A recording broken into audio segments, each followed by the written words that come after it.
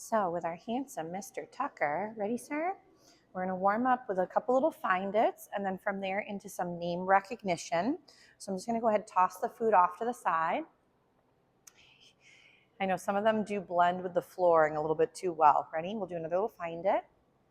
There we go. He saw that one. So then Tucker. Yes. So the benefit of doing some find its with orientation back to you is then you can start to build in that name recognition. So again, Tucker. Yes. Nice job, sir.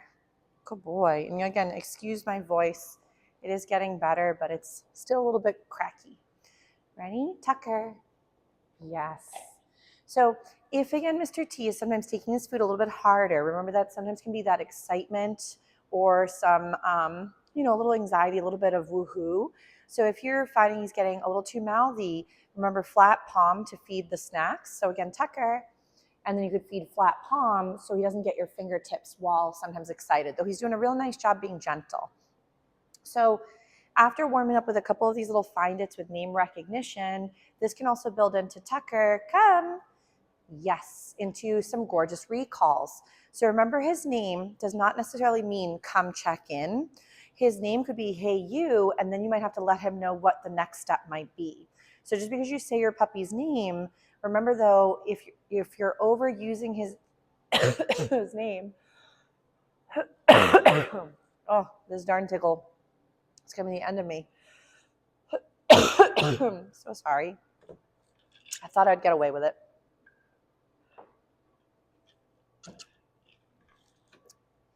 The heat is also on today, so cough drop, not dog snack.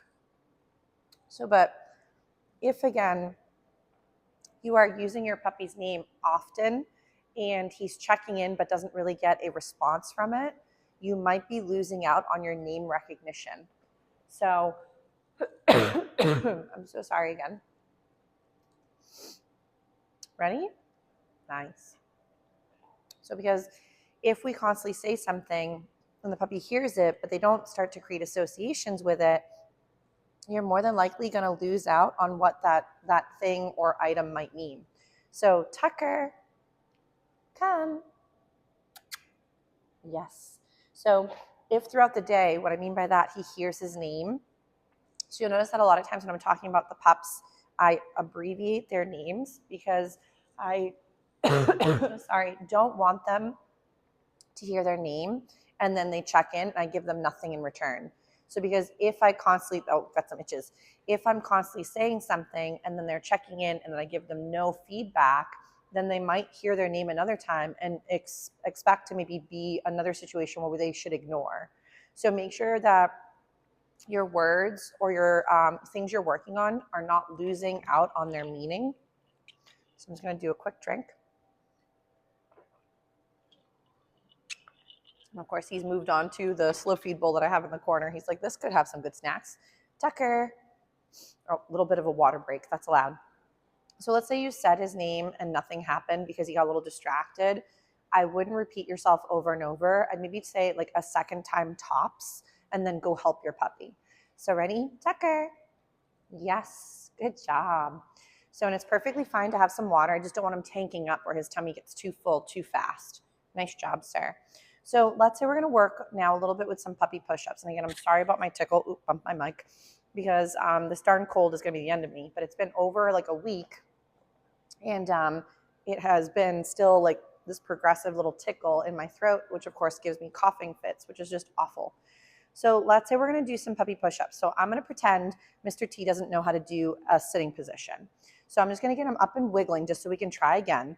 In the beginning, you're going to use your food to create the behavior. So I know we were sort of diving into like fading out the lore with Mr. Z earlier. So in the beginning, your food is going to be in your hand. He's like hungry, hungry hippo right there. Yes. If your puppy is very excitable and they're still trying to go after your hands, I would recommend that they're not overtired or overstimulated, or maybe rotate to another exercise that might be a little bit less frustrating for them and they might do better. So let's say we're going to lure him into a down. I'm going to have the food in my hand. I'm going to lower him to the floor. And if let's say he gets up, I'm going to bring his little caboose back to the ground, so his little booty, and then try to lower the front end to get this potential down. If Mr. T has never done a down, do not worry. You would want to pick a slogan. So you might use the word down or lie down. Make sure though, if you use the word down, you don't use that, for example, when you want him to get off of you or off of something. So if your puppy doesn't quite understand the down, we're going to get into it, so don't worry. So we're going to rock, yes, a few little sitting positions just so he doesn't get frustrated. So, and then from here, we might go into a stand, which means to get up onto all 4 feet again. So if your babe gets a little excited, sit, yes. If, remember, he's giving other behavior, I'm either going to ignore or help him go to the skill I was hoping. So let's say he still hasn't rocked a down position, stand, nice. I would recommend to give him a few reps of something he does know how to manage. And it could be just right now that he's a little excited and a little unsure. Yes. You'll see that I'm not always saying the Q word because obviously, first of all, I'm talking. But second of all, he is not always offering the behavior. So I want him for right now to physically figure out what it means to follow my hand and then be fed, while he's in the correct position. So let's say, again, we're going to get that little sitting position. So right there, yes. So as you think he's about, let's say, 90 to 80% certain that you think he's going to go into the correct position, then you might want to say preemptively the Q word, which could be sit, down, stand, whatever it might be. So for puppy push-ups, you would be rotating. He's like, did you throw it, lady? So right there, my little positive interrupter just to regain his attention. My kissy noise means whatever's going on, just check in for a paycheck. So if we're trying to go into a down position and your puppy keeps popping up, you can keep trying to lower the caboose and then see if by them figuring it out, if they all of a sudden will try to lower with you. So if he doesn't grasp it, the other option would be to, for example, take your food and then put it in towards his chest and back it into him slightly while he's standing. So right here, I might try and back into him and see if he might lower. So if, again, this is awkward, take your time. Right here, yes. I want to feed for that part way down. So, I'm sorry, my foot is still a bit broken, so I have to be careful with how I'm sitting. So let's say your puppy doesn't quite grasp the down, and right now he's being adorable. So I'm going to hold the food, I'm going to keep it low, and I'm going to try to back it into him and see if we can try to lower this front end.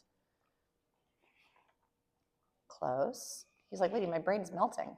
So the other option too, there's a really cool trick that I'm just going to do a little find it so he doesn't get so frustrated. He says, I didn't see it go. So we'll do it again. Ready? We'll do a little find it. Nice. So remember when your puppy's still trying something brand new, it's going to be a bit confusing to them. So you may find they get a bit frustrated. Obviously, we don't want to try to get him too overwhelmed. He's like, lady, my brain melted. Ready? Find it. You're very cute though. Ready? We'll do a little find it. So if, let's say, for example, I'm just going to grab a quick chair just so I can show you another way to get that down potentially. And if he knows how to rock it down at home where he feels more comfortable, perfectly fine. Remember though, it could take some practice. I'm trying to think what would be the best way to see him. So let's say, for example, you're trying to work a bit with down and your puppy just doesn't get it. You can capture behavior. So what that means is, let's say your puppy all of a sudden lies down on the floor or they lay down on their dog bed. You could capture that moment, go yes, and then feed them for while they're in that down position. The other one would be shaping, which is what I was trying to do with him a little bit, is where we'd get the back end might be still sticking up like downward facing dog, but we would then be feeding Mr. T for when the front end is lowering and eventually feed him for when the front end and the back end lower and eventually then for the full down. So shaping sort of seems like you're shaping from the beginning stages to the full big boy behavior down at the end of the road. So let's say we're going to try using my legs, for example, as a way to create a tunnel that he could then lower and go under. So what I like to do is take my food and then put the food right under my legs and then see if we can get him to lower. So right there, yes. So beautiful little down. So I'm not forcing him. I'm not pushing. He's like, lady, I'm trapped.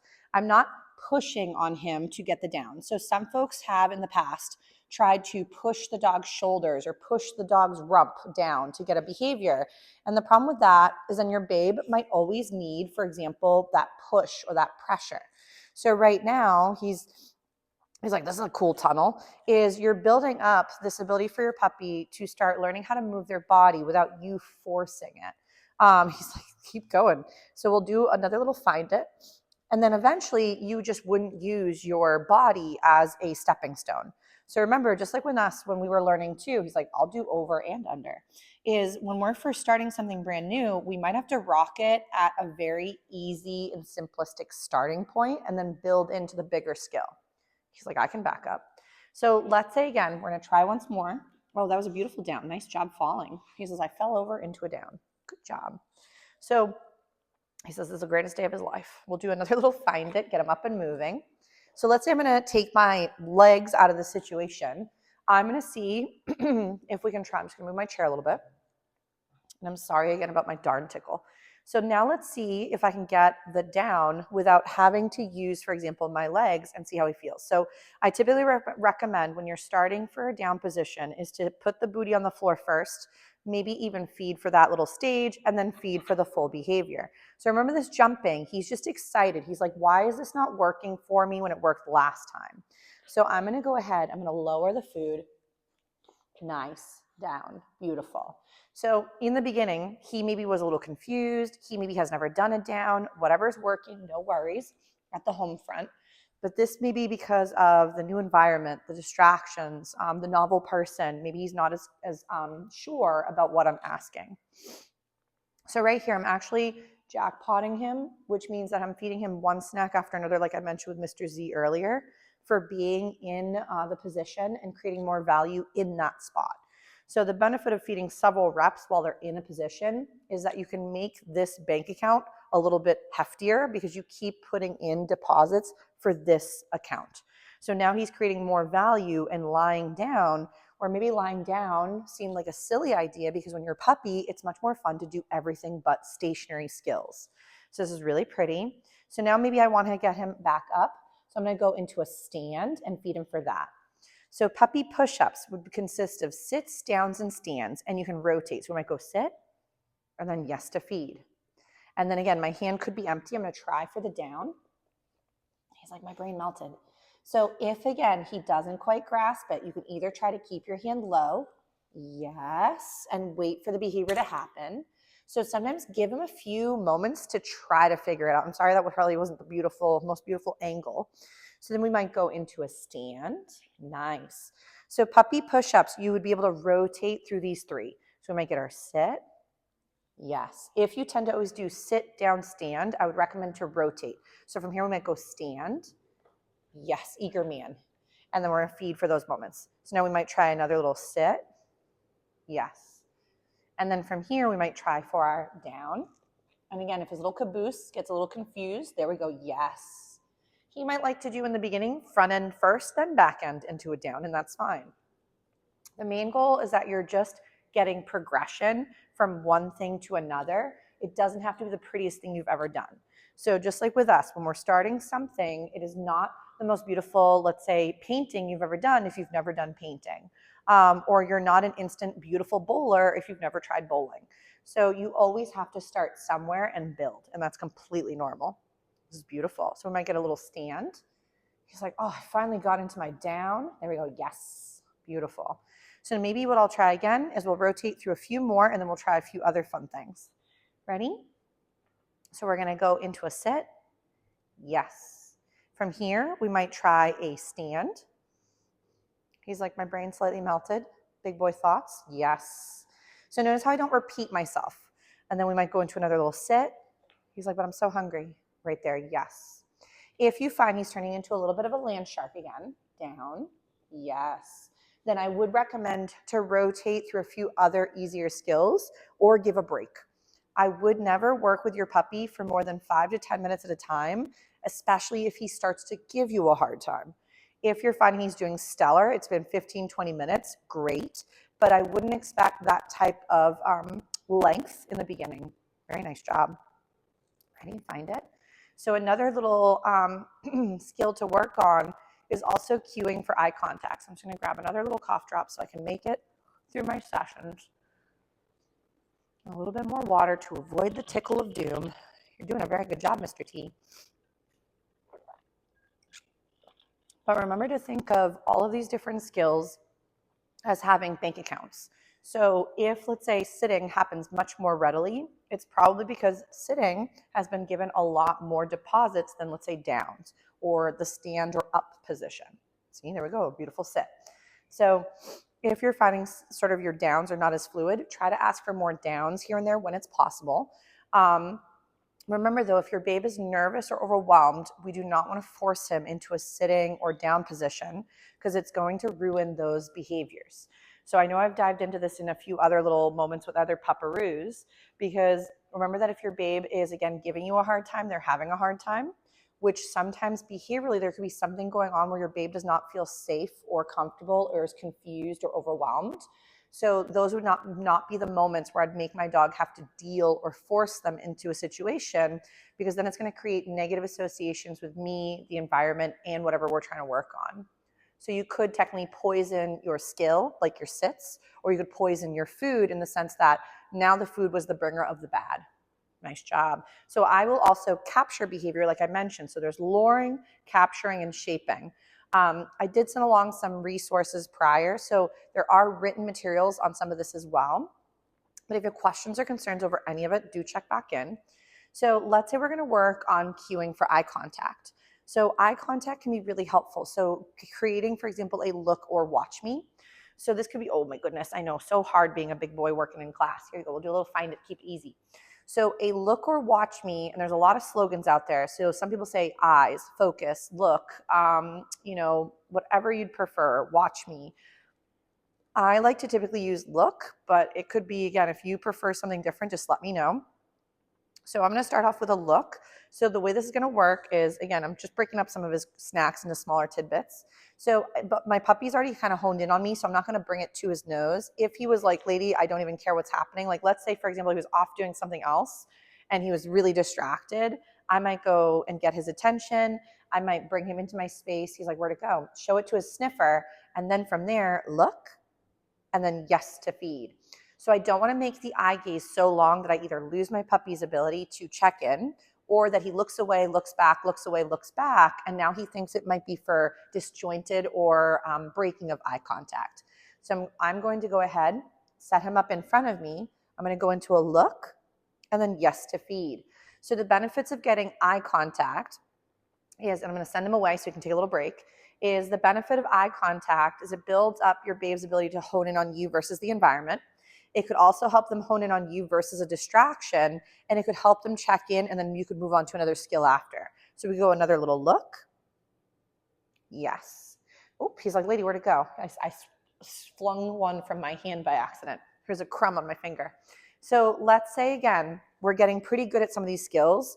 I know I mentioned with Mr. Z earlier, you want to try to fade out that lure. So what I mean by that is when your babes are getting really good at following your hand signals or sort of following that hand into positions, empty your hand. So my hand is now empty. My snacks are in the opposite hand. I'd go look, yes. So I'm still feeding him for the correct behavior. So he's still getting a paycheck for the work, but I'm not bribing him. So we did dive into that a little bit earlier. So bribing, and again, I don't love the wordage, but view it again where before it was the food given prior to the behavior to almost get that attention, and then use it to kind of create the response. So let's say, for example, for eyes in the beginning, I might show the food to his sniffer, bring it up to my eyes, look, and then yes to feed him. That would be, again, the bribe. I bribed that behavior out of him, where I want it to be, I get the behavior and then I feed him like a paycheck at the end for that work that was just given. He's just grabbing a drink of water. Ready? Tucker. So it doesn't mean he can't have water. I just don't want him to have too much all at one sitting, because puppies sometimes will drink a little too much at once, and sometimes it can come back up. And if he's going to be playing and doing some romping, I don't want it to get a tummy sloshing.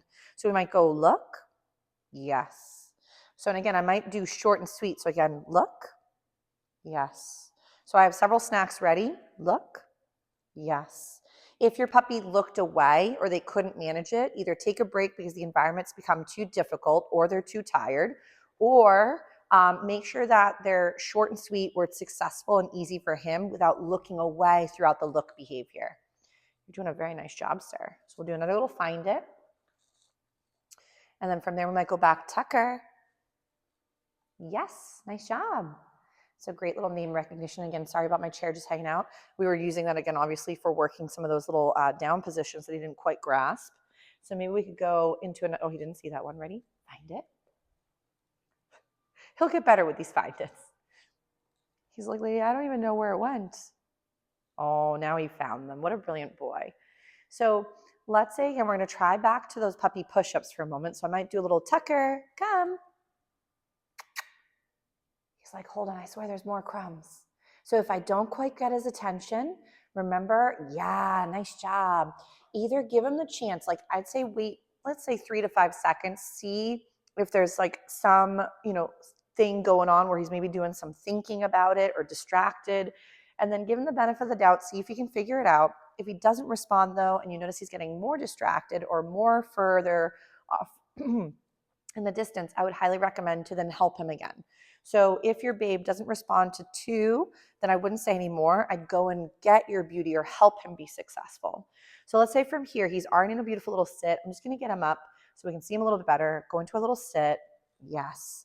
I like to sometimes, especially for puppies or for pups, dogs that are working newer skills, I like to, oh my goodness, chewing. He did not chew that snack very well. Chewing is optional. We've discussed in class prior to. You good? Chewing is so hard. So we might get that little sit. He's like, how about a piranha dance?